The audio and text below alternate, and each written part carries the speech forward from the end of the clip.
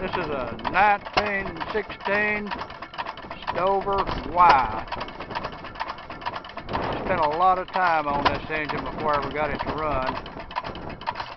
It kind of looks like it might be worth the time. It's running off of a battery and a coil. I want to make sure I could get it running before I did the work on the mag. Now that it's going, I'll go ahead and get into the mag.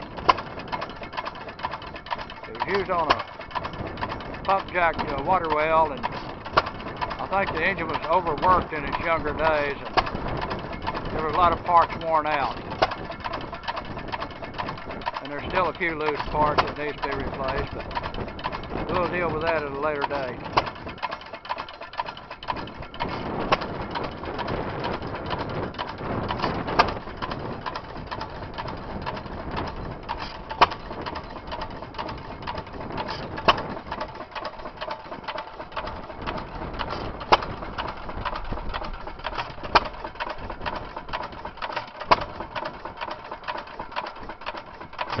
A little cool today, but here in a day or two when the weather warms up a little bit, I'm going to get the pump jack out and hook it up to operate like it was sold as an original unit.